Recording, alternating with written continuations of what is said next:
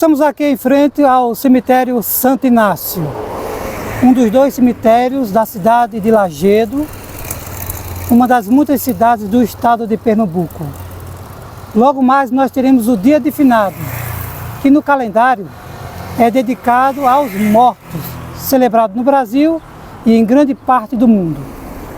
Em breve, no dia 2 de novembro, esse lugar se encherá de pessoas para visitar seus entes queridos que aqui foram sepultados. E eu quero convidar você a fazer comigo uma breve, mas profunda reflexão sobre o assunto. Venha comigo e em vida vamos fazer um passeio pelo mundo dos mortos. É com muito respeito aos que aqui estão sepultados e respeito aos familiares que sepultaram seus entes queridos aqui, que nós fazemos este vídeo. O sábio Salomão, em seu livro Eclesiastes, ele disse que é melhor você ir a uma casa onde há luto do que numa casa onde há banquete. Porque na casa onde há luto você vê o fim de todos os homens e os vivos, tome isso em consideração. Eu acredito que o cemitério também nos convida a refletir sobre a brevidade da vida. O que nós estamos vendo aqui, afinal, são vidas, são sonhos, projetos sepultados a 7 palmos debaixo da terra ou em algum túmulo frio feito de mármore, cimento, tijolo. E a morte é uma das maiores certezas que nós temos na vida. Mesmo assim, o ser humano muitas vezes vive como se ela nunca fosse chegar. E quando ela chega, tudo fica para trás. E a morte é algo implacável. Ela arranca filhos dos braços de seus pais, separam pais de seus filhos, separam famílias e amigos. A morte, ela não perdoa ninguém. Andando por esse cemitério, me faz lembrar de uma história um tanto inusitada. Andando por um cemitério semelhante a este, um homem, ele se deparou com uma inscrição tumular muito interessante, que dizia: "Pare, amigo, quando por aqui passares. Como tu és agora, eu fui também um dia. Serás em pouco tempo o que agora sou. Prepara-te para fazer-me companhia." Intrigado com aquela inscrição, o homem pegou algo e escreveu ao lado: "Fazer-te companhia não me agrada, enquanto eu não souber a tua morada." Essa história inusitada encerra uma interessante indagação. Afinal de contas, para onde vai o homem quando o homem morre? Para algumas pessoas, uma pessoa quando morre, se ela foi boa, ela foi para o céu. Para outras pessoas, se uma pessoa for má, ela foi para o inferno. E se ela foi mais ou menos boa, ela está no purgatório. E ali está pagando seus pecados até se aperfeiçoar e ser aceito nas mansões celestiais. Outras pessoas acreditam que quando uma pessoa morre, ela fica vagueando como uma alma penada. Outros tantos acreditam que ela vai se reencarnar em outras vidas, seja numa pequena borboleta, seja numa planta, ou seja em uma outra pessoa. Mas afinal de contas, o que acontece com uma pessoa quando ela morre? Nós estamos aqui no segundo cemitério da cidade de Lajedo, o cemitério Campo da Paz. E como nós estávamos refletindo, para onde vão as pessoas quando elas morrem? E em busca dessa verdade, você tem todo o direito de buscar essa verdade nas fontes que você achar mais conveniente. No entanto, se você for um pesquisador sério, sem nenhum preconceito, você irá também pesquisar na Bíblia a respeito desse assunto. E a Bíblia, ela é considerada no mundo cristão como a palavra de Deus. Portanto, a Bíblia tem a última palavra nessas questões. E para estudarmos esse assunto e entendê-lo, nós precisamos ir ao livro das origens, o livro de Gênesis. Nele, nós iremos encontrar resposta para essas e outras perguntas. Afinal de contas, o que é o homem? De que o homem é formado? E para onde o homem vai quando ele morre? Será que existe no homem uma alma, um ser encarnado, um espírito que sai vagueando? A Bíblia tem a resposta. Vamos abrir a Bíblia no livro de Gênesis, no capítulo 2, versículo 7. Então formou o Senhor Deus ao homem do pó da terra e lhe soprou nas narinas o fôlego de vida, e o homem passou a ser alma vivente. Portanto, segundo o relato bíblico do livro de Gênesis, Deus formou o homem do pó da terra, lhe soprou nas narinas o fôlego de vida, e o homem passou a ser alma vivente. Você percebe que pelo texto, o homem passou a ser uma alma e não a ter uma alma. No conceito bíblico, o homem é uma alma vivente. No conceito bíblico, o homem não tem uma alma, o homem é uma alma. A alma, ela é a junção do corpo formado do pó da terra e o sopro que Deus soprou nas narinas do homem. Quando esses dois elementos, o corpo, se juntou com o fôlego de Deus, se tornou o homem uma alma viva. E esse pensamento ele é confirmado pelo apóstolo Paulo na sua carta aos Coríntios, no capítulo 15 e versículo 45, quando ele diz que o primeiro Adão, o primeiro homem, Adão, ele foi feito alma vivente. Então, para nós entendermos esse assunto, é preciso nos deter mais nesse versículo. O texto diz que o homem foi formado do pó da terra. O primeiro elemento, o pó da terra. Portanto, o que nós podemos entender? Que o corpo humano, o seu cérebro, seu pulmão, toda parte do corpo humano, ela é formada pelo pó da terra. Como Deus fez isso, para Deus todas as coisas são possíveis. E Deus formou a partir do pó da terra o corpo humano. Só que pó é pó. Pó não pensa, pó não fala, pó não age, pó não tem consciência. Deus formou um barro, um boneco de barro, que não tinha vida, não falava, não pensava, não agia. Era o pó da terra formando um corpo humano. E o texto diz que Deus soprou no corpo humano, nas narinas humanas, o fôlego de vida. E o que é o sopro? O sopro é sopro, o sopro é vento. Deus soprou. O sopro não pensa, o sopro não tem consciência, o sopro não tem uma entidade espírita que sai vagando por aí. O sopro é sopro. No entanto, quando o sopro de Deus uniu-se ao corpo humano, aconteceu o milagre da vida. Aquele ser que estava sem vida começou a funcionar. Suas faculdades mentais começaram a funcionar. Seu coração começou a bater. Seus pulmões começaram a funcionar. E o homem passou, de acordo com a Bíblia, a ser um ser vivo, uma alma vivente. Portanto, biblicamente, eu e você somos uma alma viva. Certamente você já ouviu aquela expressão: no estádio de futebol haviam 100 mil almas assistindo o jogo do Brasil. Ora, essa expressão não denota espírito desencarnado em algum estádio de futebol, mas denota 100 mil telespectadores assistindo o jogo. Mas o que acontece com o homem quando ele morre? Essa resposta nós podemos encontrar no livro de Gênesis, no capítulo 13, versículo 19. No suor do rosto comerás o teu pão, até que tornes a terra, pois dela foste formado, porque tu és pó, e ao pó tornarás. Perceba, Deus disse a Adão: do suor do teu rosto comerás o teu pão, até que tornes a terra, pois dela foste formado, porque tu és pó, e ao pó tornarás. Perceba que, de acordo com esse versículo bíblico, a sentença que Deus deu a Adão é que, no momento em que o homem morresse, o homem voltaria ao que era antes.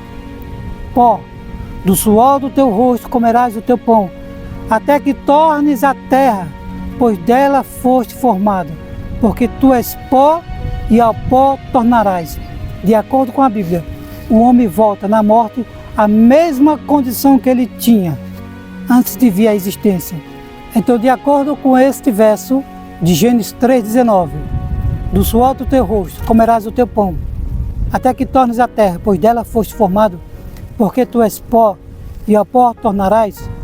Biblicamente, na morte, o homem volta ao que era antes. Ele volta à terra, ele volta ao pó da terra. E não é isso realmente que acontece? Quando as pessoas morrem, o que fazem com ela? Colocam ela dentro de um caixão, os amigos levam a um cemitério e a enterram. Se você visitar essa pessoa depois de alguns dias, você vai perceber que ela está em putrefação, em estado de putrefação. Se você visitar depois de mais tempo, você vai ver que ela se torna carne seca. E se você visitar depois de anos e anos, a pessoa vira pó, confirmando assim o texto bíblico: do suor do teu rosto comerás o teu pão, até que tornes a terra, pois dela foste formado, porque tu és pó, e ao pó tornarás. Então vimos que o pó, o corpo humano, o homem na morte, ele volta para a terra, para o pó. Tu és pó, e ao pó tornarás. E o fôlego de vida? Para onde vai? De acordo com o livro de Eclesiastes, no capítulo 12, versículo 7, o pó volta à terra como era, e o espírito volta a Deus que o deu. Mas você irá perguntar, mas o livro de Eclesiastes fala em espírito, já o livro de Gênesis fala em fôlego de vida? Afinal, é espírito ou fôlego de vida? É que essas palavras são as mesmas, elas são sinônimos, são palavras diferentes, mas que possuem o mesmo significado, significando o alento de vida que Deus colocou no ser humano, que não pensava, não falava, não tinha nenhuma consciência, mas ao se unir o fôlego de vida de Deus com o corpo humano, surgiu o milagre da vida, a alma vivente. Para nós entendermos isso, existem algumas ilustrações que nos ajudam muito nesse sentido.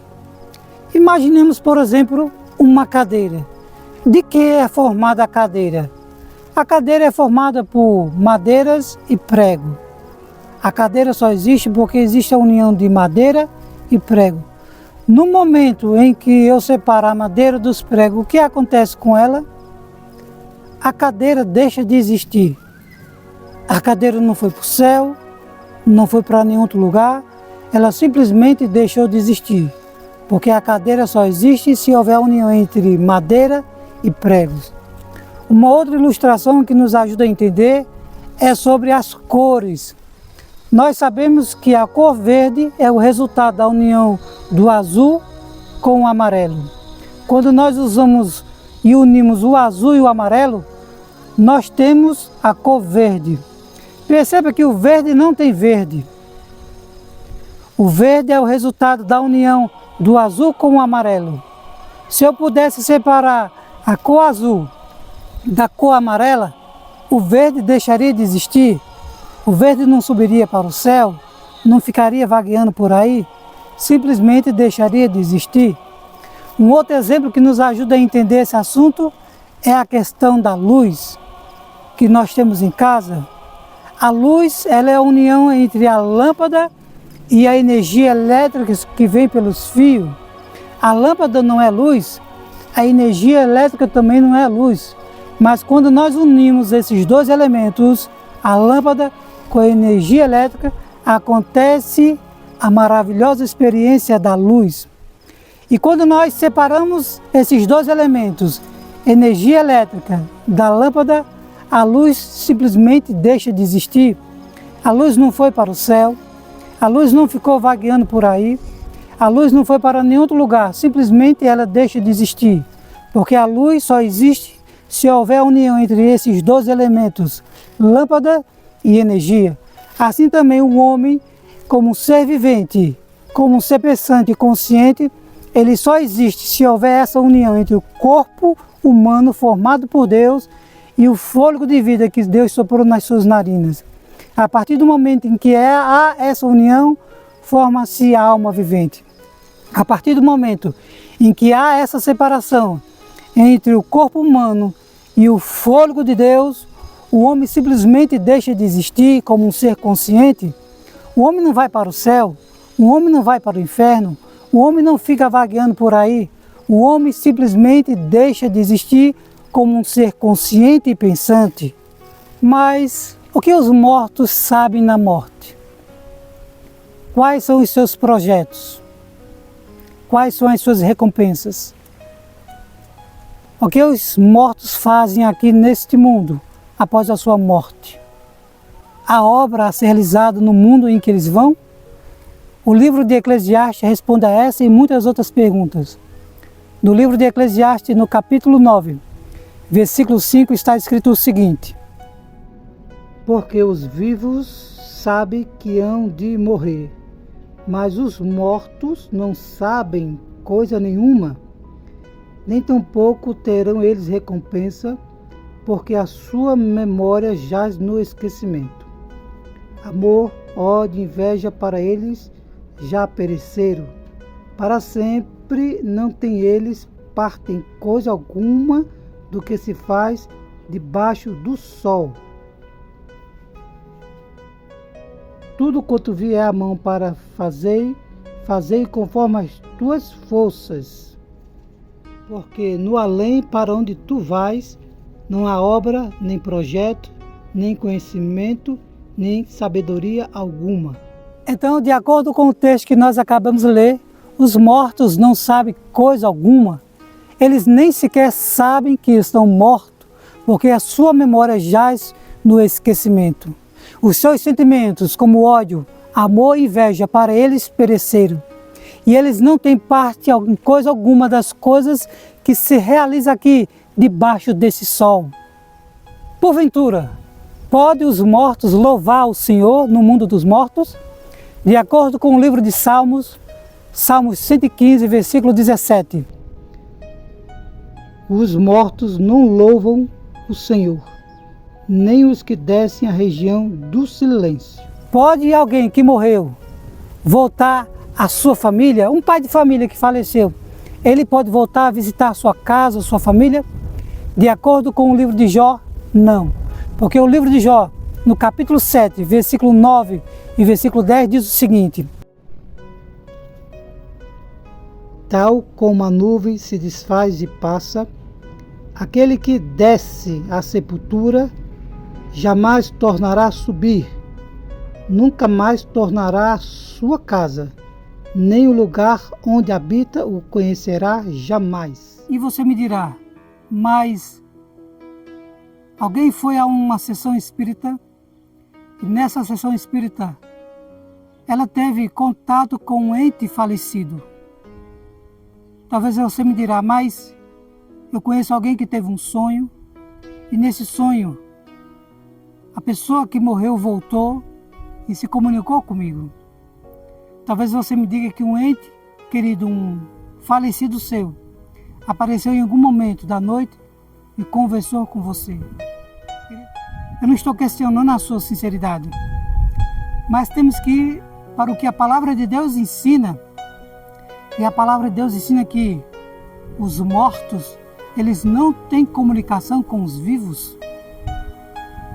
Jó escreveu no capítulo 7, versículo 9, versículo 10, aquele que desce à sepultura jamais tornará a subir, nunca mais do lugar onde ele habita o conhecerá jamais.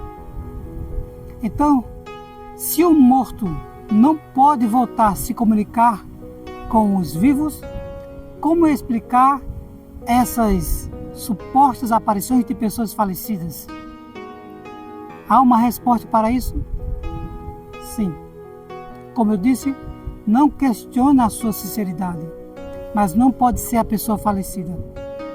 Então, qual é a resposta que nós encontramos na Bíblia?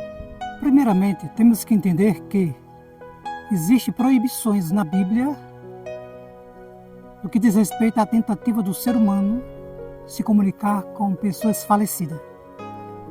Tanto no livro de Isaías como no livro de Deuteronômio há proibições.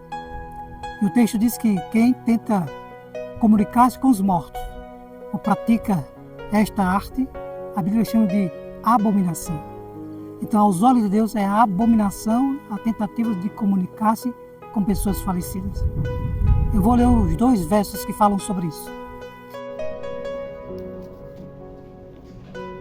Quando entrares na terra que o Senhor teu Deus te der, não aprenderás a fazer conforme as abominações daqueles povos.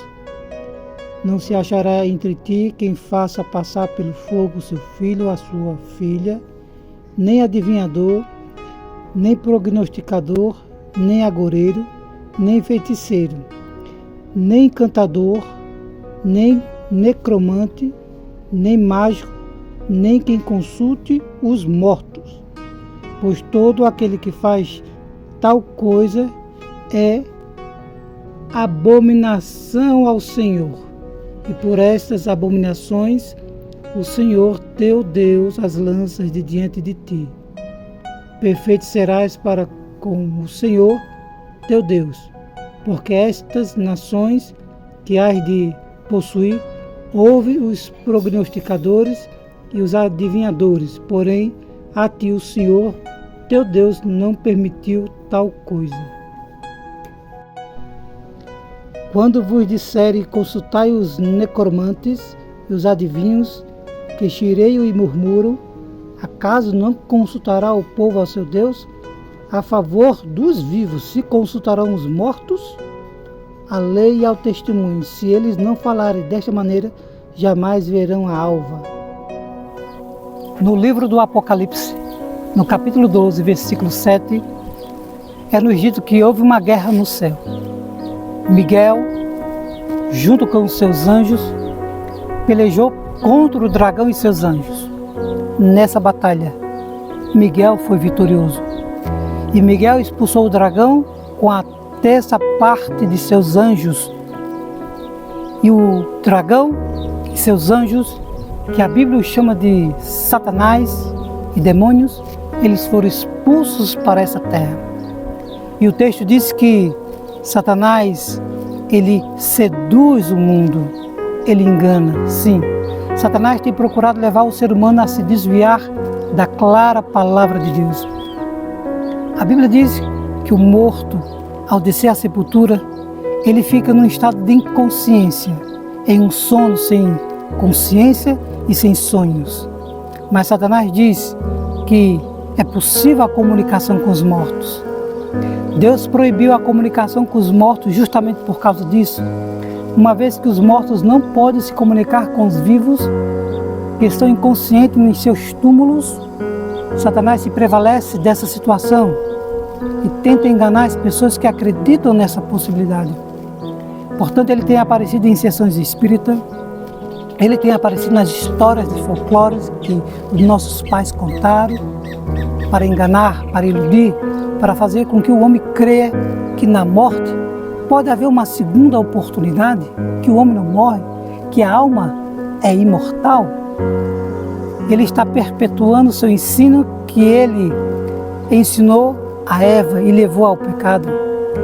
Satanás personificando a uma serpente, ali foi a primeira sessão espírita. E por meio daquela serpente, usando-a como médium, Satanás disse à serpente, a serpente disse a Eva, é certo que não morrerás. E esse mesmo ensino ainda hoje, ele é pregado nos centros espíritas, nas sessões espíritas e infelizmente tem sido pregado até nos púlpitos da igreja. Mas a palavra de Deus é clara, o homem ao morrer, ele está no pó da terra, descansando o sono da morte. Mas alguma vez você já se perguntou por que o ser humano morre?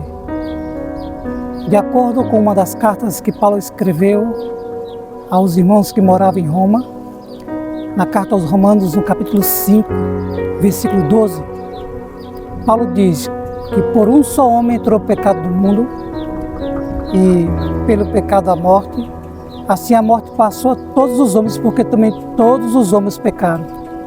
Então, de acordo com as declarações de Paulo em sua carta aos Romanos, ele diz que o homem morre por causa do pecado. Na mesma carta, no capítulo 6, versículo 23, Paulo diz que o salário do pecado é a morte. Portanto, as pessoas morrem e hoje estão aqui sepultadas porque o pecado entrou no mundo e, como consequência, o pecado trouxe a morte. e a morte passou a todos os seres humanos, porque todos os seres humanos se tornaram pecadores. No entanto, Deus, Ele arrumou um plano pelo qual poderia fazer com que o homem voltasse a ter a vida eterna. A Bíblia, no Evangelho de João, no capítulo 3, versículo 16, diz que Deus amou o mundo de tal maneira que deu o seu Filho unigênito, para que todo aquele que nele crer não pereça, mas tenha a vida eterna. Através do Senhor Jesus Cristo, do Filho de Deus, o homem mais uma vez poderia ter a vida e a vida eterna. Quando Jesus aqui esteve nesse mundo, Ele ressuscitou uma jovem menina e devolveu aos braços de seus pais. A garota estava morta. Jesus disse: a menina não está morta, mas dorme. E logo em seguida Jesus a ressuscitou, restituindo assim para os braços de seus pais. Algo semelhante aconteceu com a vida de um homem chamado Lázaro. Lázaro, ele estava morto e Jesus disse aos discípulos: nosso amigo Lázaro adormeceu, mas eu vou lá para despertá-lo. Ao chegar, Lázaro já estava morto há 4 dias, sepultado, cheirava mal, suas carnes estavam já em decomposição. No entanto, com o poder da palavra de Cristo, Lázaro foi ressuscitado, saiu para fora. Deus ressuscitou Lázaro, Deus ressuscitou a filha de Jairo, mostrando que Cristo tem o poder da ressurreição. Ele chegou a declarar que eu sou a ressurreição e a vida.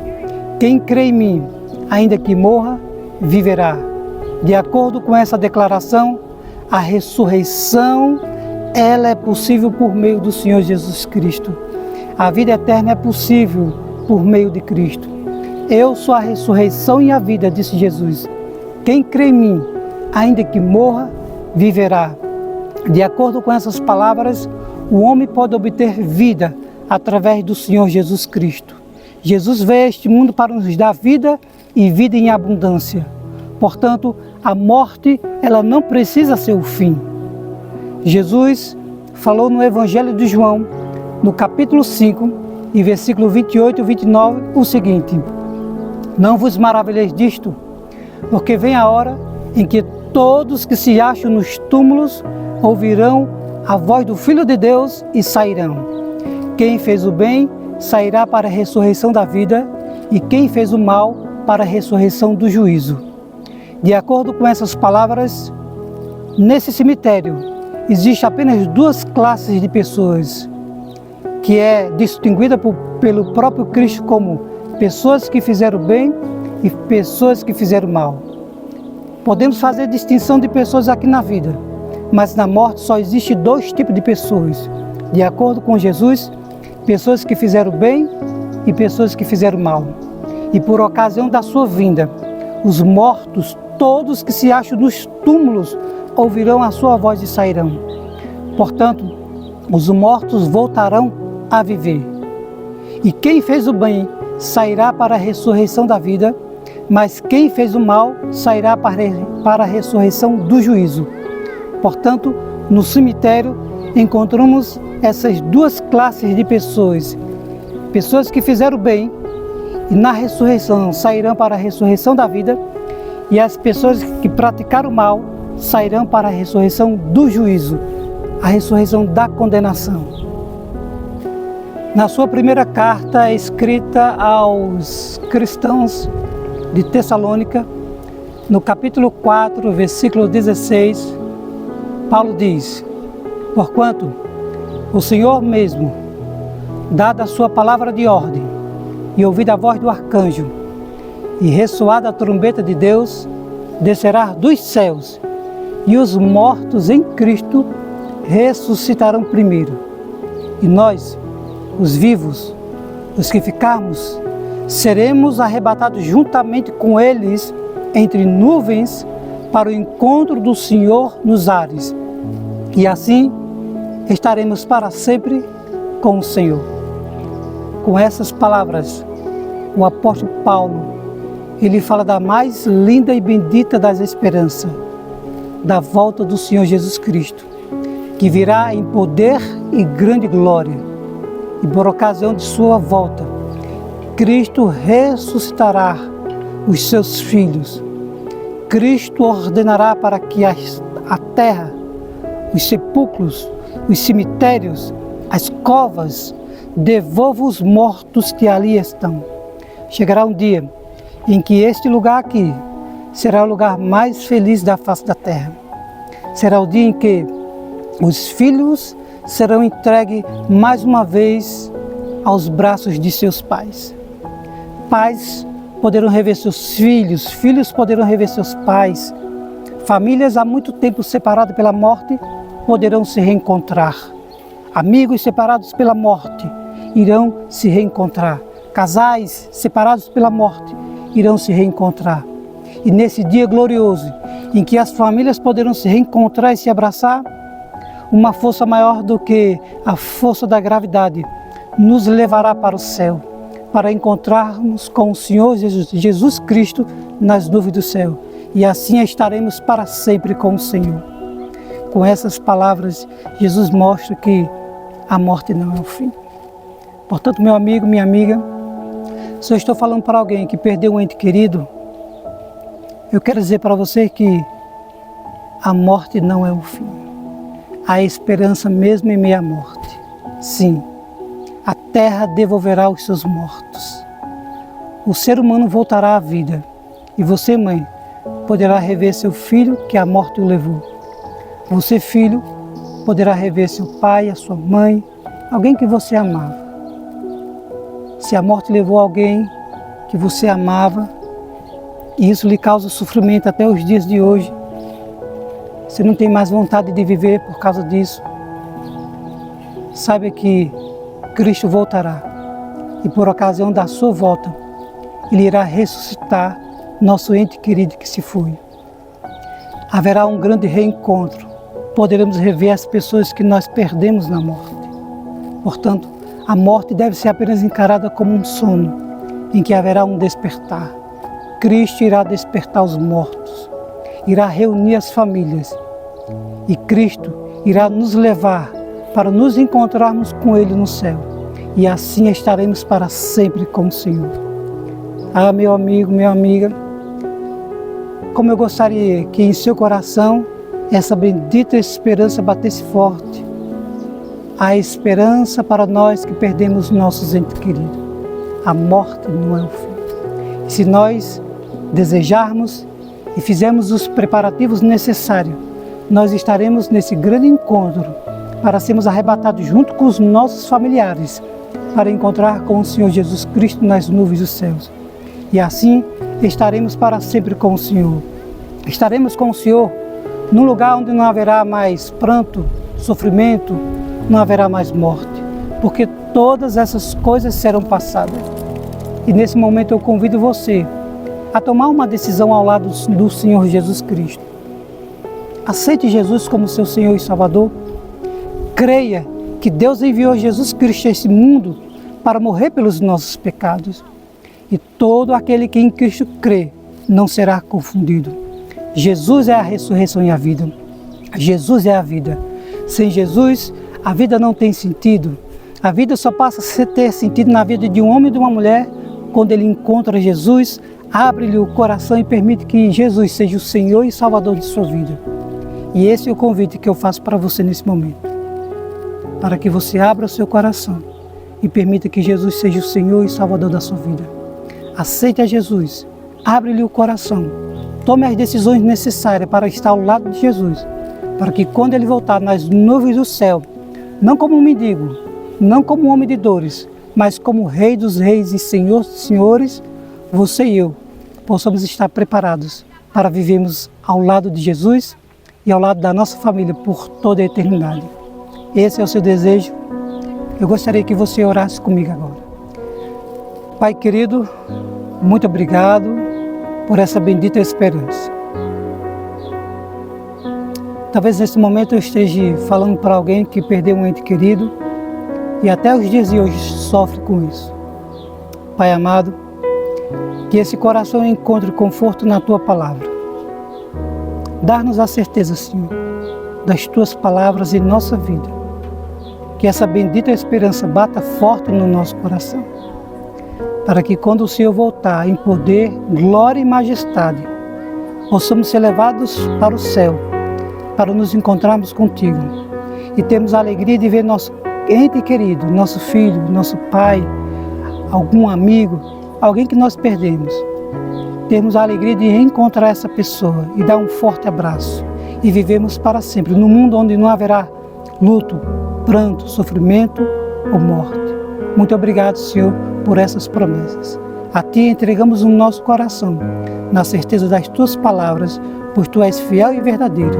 Em nome do Senhor Jesus Cristo, Te pedimos e agradecemos por essas bênçãos.